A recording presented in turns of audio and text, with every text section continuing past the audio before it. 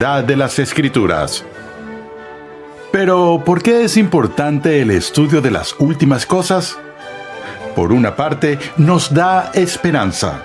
Nos señala la promesa de que aquel que inauguró su reino volverá un día para consumarlo.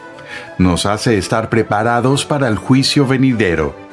Pero también nos proporciona una respuesta a quienes intentan desacreditar a Jesús y su palabra. Por eso la lección de hoy del Dr. Sproul se centra en solo dos palabras que se encuentran en Marcos capítulo 13, versículo 30. Acompáñame al salón de clases a escuchar al Dr. R.C. Sproul mientras examina una de las predicciones de Cristo que se ha interpretado de distintas maneras. En nuestro estudio de la crisis de la escatología en nuestros días hemos puesto gran énfasis en las críticas que se han hecho en contra de la Biblia y en contra de la credibilidad de Jesús con respecto a las profecías incumplidas que Jesús, así como los apóstoles, hicieron con respecto a la venida de Cristo. Los críticos han argumentado que la venida de Jesús que fue predicha no ocurrió dentro del marco de tiempo que el Nuevo Testamento da para el cumplimiento de ese evento.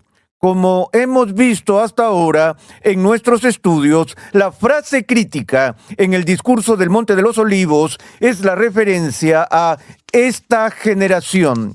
Noten que no pasará esta generación, voy a usar la palabra pasará, hasta que todo esto suceda. Una comprensión prima facie ordinaria de este texto, como la que hizo Bertrand Russell en su crítica del cristianismo, y al igual que lo hizo la alta crítica de la erudición bíblica, dice que esta generación debe referirse literalmente a ese grupo de personas que fueron contemporáneos de Jesús, y una generación dura aproximadamente 40 años, y que pasar se refiere a su desaparición, es decir, este grupo de personas no morirá o pasará hasta que todo en esta profecía suceda. Todo esto se llegó a considerar como incluyéndolo todo. Ahora, también vemos que todo el problema se ve exacerbado por nuestro conocimiento, como he mencionado, de que lo que precipitó todo el discurso de la predicción de Jesús de la destrucción del templo en Jerusalén y la destrucción de la ciudad de Jerusalén efectivamente ocurrió dentro del marco de tiempo de 40 años, cuando estos eventos se desarrollaron en el año 70 después de Cristo. Así que creo que de nuevo vemos y sentimos el peso del problema. Elaboro este punto por estas razones. No estoy convencido de que los cristianos evangélicos realmente sientan el peso de este problema. Y eso es parte del problema de ignorar la alta crítica y tan solo predicarles a los creyentes y hablar entre nosotros sin escuchar realmente esta crítica que se plantea, pero tenemos que dar una respuesta a estas críticas que han devastado la Escritura y la persona de Cristo. Entonces creo que es nuestra obligación como cristianos que creen en la deidad de Cristo y en la inspiración de las Escrituras, sentir el peso de esta carga y abordarla en la medida en que nos topemos con ella. Ahora, hay muchos estudiosos que sienten que la compuerta de escape de toda esta dificultad se encuentra en el versículo 32 de Marcos 13. Inmediatamente después de la referencia del marco de tiempo que Jesús da de nuevo en el versículo 30, él dice: en verdad, ciertamente les digo que no pasará esta generación hasta que todo esto suceda. De nuevo, permítanme recordarles que la declaración que Jesús hace aquí se hace en términos enfáticos. No puedo concebir que Jesús sea más enfático sobre el marco de tiempo de lo que es aquí cuando dice: en verdad les digo que no pasará esta generación hasta que todo esto suceda. Luego continúa amplificando esto diciendo: el cielo y la tierra pasarán, pero mis palabras no pasarán. Así que Jesús está haciendo depender gran parte de su propia credibilidad en lo que está diciendo aquí. Estas son mis palabras y mis palabras durarán más que los cielos y la tierra. Entonces, luego escuchamos la compuerta de escape en el versículo 32. Pero de aquel día o de aquella hora nadie sabe, ni siquiera los ángeles en el cielo, ni el Hijo, sino solo el Padre. Ahora, este versículo 32 es uno de los versículos más controversiales de todo el Evangelio de Marcos, porque entre otros aspectos, es un versículo en el que Jesús pone un límite a su propio conocimiento cuando dice que el día y la hora no lo sabe nadie, ni siquiera los ángeles, ni siquiera el Hijo, solo el Padre. Eso ha provocado todo tipo de debates cristológicos, donde obviamente Jesús se refiere aquí a su naturaleza humana, y su naturaleza humana no es omnisciente. Sería herético afirmar que la naturaleza humana de Cristo lo sabía todo. La naturaleza divina sí, por supuesto, pero la naturaleza humana solo sabe lo que un humano normal podría saber, o un humano que está informado por lo divino. Y hay momentos en que hay conocimiento comunicado de la naturaleza divina a la naturaleza humana. No los estamos separando, sino que los estamos distinguiendo, pero no quiero dejarme llevar por eso. Ese es un asunto cristológico.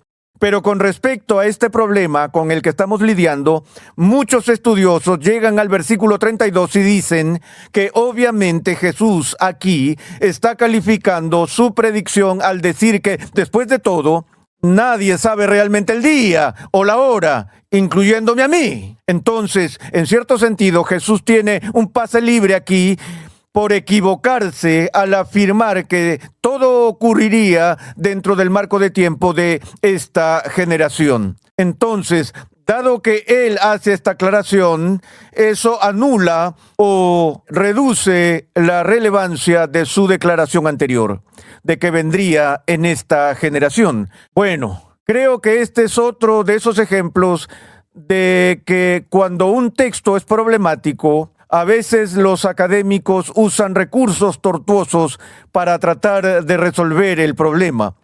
No hay razón para ver que el versículo 32 anularía la declaración anterior de Jesús, que es muy amplia, cuando dijo simplemente: no pasará esta generación hasta que todo esto suceda. Luego él lo califica diciendo que no sé qué día en esta generación, no sé en qué hora será, pero sí sé esto, ciertamente dentro del marco de tiempo de esta generación.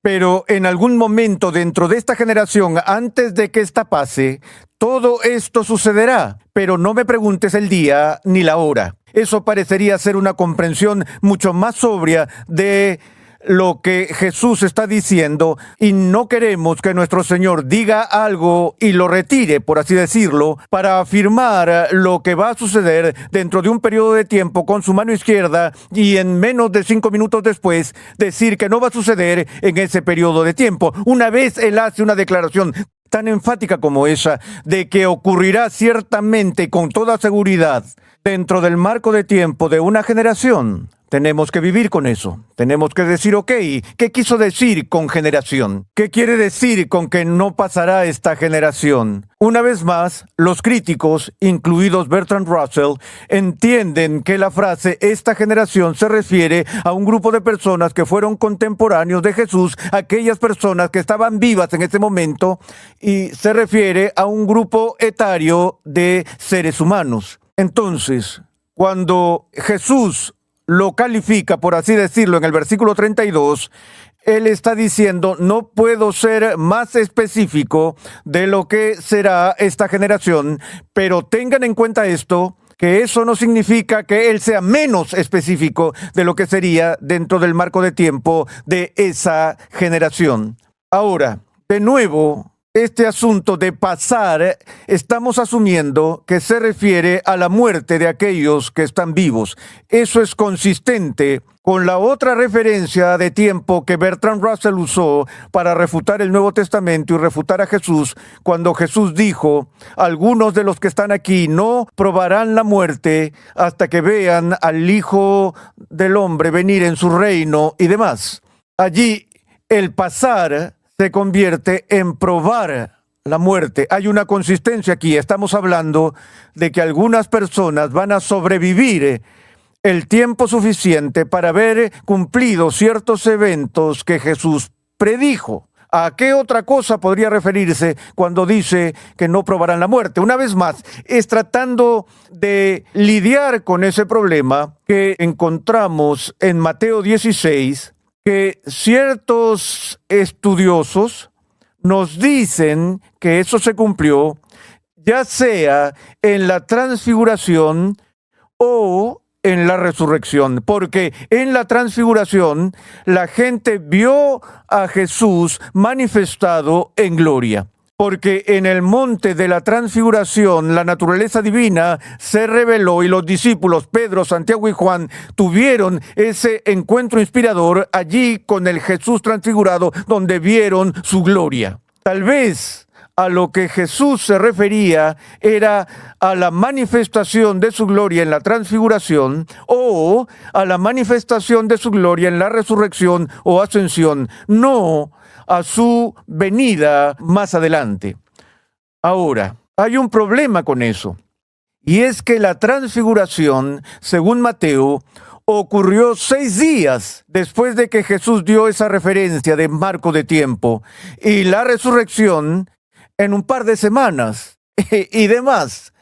Así que no me parece muy razonable que Jesús diga que algunos de ustedes no van a morir hasta que esto suceda, a menos que él esperara que la mayoría de sus discípulos murieran en la semana siguiente.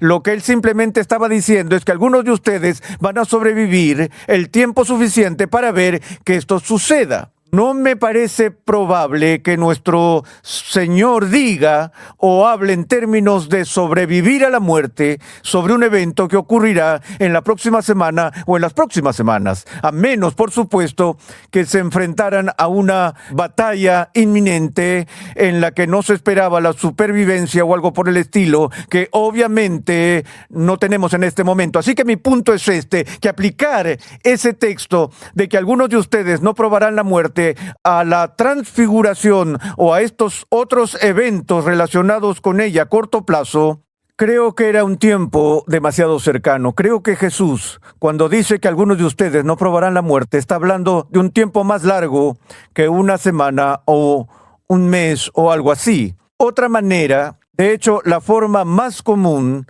en la que los estudiosos tratan de responder a los críticos con respecto a la profecía incumplida del Nuevo Testamento y de Jesús es interpretando la palabra generación de una manera que no la haga referirse a ese grupo de personas que estaban vivas en el momento en que Jesús hizo la profecía y que fueron contemporáneos de Cristo, sino más bien el término generación se usa para describir un género, tipo o clase, un género, un tipo o una clase de persona. Eso es como si Jesús estuviera diciendo que personas como estas no morirán hasta que todos estos eventos sucedan. De nuevo, eso es lo más común. Ahora, algunos estudiosos dicen que el tipo de persona que Jesús está describiendo aquí es el creyente o los justos, que algunos de ustedes que son fieles y creen y confían en mí no morirán hasta que todos estos eventos se cumplan.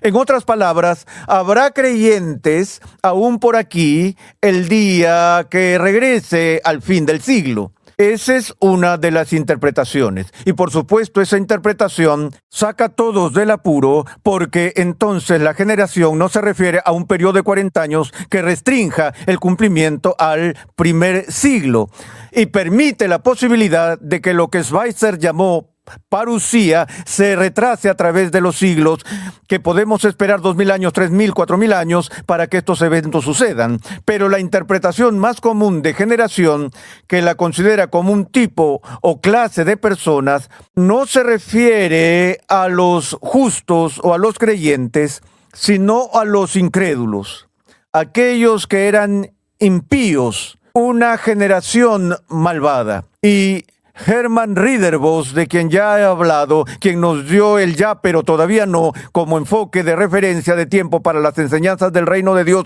que ve en el Nuevo Testamento, Ridderbos opina que la palabra griega aquí, genea, que se usa para interpretar o traducida como generación, es una descripción no del marco de tiempo, sino del marco mental. Es una referencia de marco mental que dice que las personas de este marco mental seguirán existiendo hasta que todos estos eventos sucedan. De nuevo, este tipo, este género, esta clase de personas permanecerá hasta que todo esto suceda. Una vez más, esa es la opinión más común que los conservadores evangélicos asumen en el discurso del Monte de los Olivos para escapar de los ataques de la alta crítica. Y yo, en lo personal, con sinceridad, encuentro eso exegéticamente poco satisfactorio. Sé que hay casos en la Septuaginta y en los documentos extrabíblicos donde esa palabra genea se puede usar para referirse a una clase o tipo o género de persona, pero su uso en el Nuevo Testamento se refiere abrumadora y consistentemente a un grupo de personas que están vivas en un momento particular. Quiero tomarme un tiempo ahora para ver algunos de estos pasajes. El primer pasaje que vemos está en Mateo 23, versículo 36. En este contexto, Jesús está dando su discurso final, el cual es probable que lo dé el mismo día que da el discurso del Monte de los Olivos, y dijo, cito, todo esto vendrá sobre esta generación. A mi entender, no estoy al tanto de ningún comentarista o ningún estudioso que alguna vez haya interpretado esa referencia como algo que no sea aquellos contemporáneos que estaban vivos en el momento en que Jesús habla de los eventos que le sucederán a esa generación. En Mateo 11 dice, ¿con qué compararé a esta generación? De nuevo, todos los comentaristas están de acuerdo en que eso se refería a la generación existente de judíos. En Mateo 12, 39, 41, 42 y 45, escuchemos lo que dice. Los hombres de Nínive se levantarán con esta generación en el juicio. Obviamente, los hombres de Nínive eran una generación anterior. La reina del sur se levantará con esta generación en el juicio. Así será también con esta generación perversa. Esto solo puede referirse a la generación actual y existente de personas a las que Jesús estaba advirtiendo. De nuevo, Lucas 11, versículos 50 y 51, para que la sangre de todos los profetas se le cargue a esta generación. Otra vez, se le cargue a esta generación. Marcos 8:38, cualquiera que se avergüence de mí en esta generación adúltera y pecadora. Y Lucas 17:25, el Hijo del Hombre sea rechazado por esta generación. Ahora, si entendemos el contexto bíblico en el que nuestro Señor hace estas declaraciones, Él claramente está hablando del punto decisivo en la historia redentora donde Dios ha visitado a la nación de Israel en la persona de su Hijo unigénito. Fue esa generación que estaba viva en ese momento la que tuvo, por un lado, el privilegio indescriptible de ver al Mesías venir en la carne. Y sin embargo, al mismo tiempo, fue esa generación la que fue condenada por la mayor culpa en la historia judía, porque esa fue la generación que rechazó a aquel que había venido a lo suyo y no lo recibieron. Entonces Jesús una y otra vez en el Nuevo Testamento advierte a esa generación existente sobre la severidad del juicio que estaría sobre sus cabezas, porque su juicio será mucho mayor que las generaciones anteriores en la antigüedad, como se vieron en los días de la reina de Saba y en otros periodos, porque el punto decisivo de crisis se ha alcanzado con la venida del Mesías. Y él habla del juicio que vendrá sobre esta generación. El sentido simple de esas advertencias se refiere al juicio que caería sobre esa última generación final de la Israel apóstata en ese momento. De hecho, aparte del uso de esta palabra generación, que encontramos en el discurso del Monte de los Olivos, hay otras 38 referencias a esta palabra en el Nuevo Testamento, y cada una de ellas se refiere al grupo contemporáneo de personas que estaban vivas entonces. Ahora, es posible lingüísticamente que genea pueda significar clase o tipo, o como sugiere Ridderbos, un marco mental en lugar de un marco de tiempo. Pero lo que estoy diciendo es que la evidencia exegética y lingüística en contra de eso es abrumadora. Y uno tendría que tener una razón convincente para interpretar la frase "no pasará esta generación hasta que todo esto suceda". Debe haber razones imperiosas para interpretar eso por algo que no sea el uso ordinario del término. La pregunta es, ¿tenemos esa razón convincente? Bueno, por supuesto, tenemos una razón convincente según muchas personas evangélicas, y la razón convincente es que el fin del siglo no ha ocurrido. Jesús no ha venido. Entonces, obviamente, si Jesús está diciendo la verdad, entonces tenemos que interpretar Genea de una forma diferente al sentido ordinario en el que se usa en el Nuevo Testamento. Pero, ¿y qué si el fin del siglo ya ha venido? ¿Qué pasa si lo que Jesús está hablando aquí no es el fin de la historia, sino el fin de la era judía? ¿Qué pasa si Jesús no está hablando de su venida final consumada para cumplir toda la profecía sobre la renovación final del cielo y la tierra, sino que está hablando de su venida en juicio sobre Israel, que se manifiesta en la destrucción del templo y la destrucción de Jerusalén? ¿Qué pasa si ese es el punto central de su advertencia en el Monte de los Olivos? Creo que sí. No estoy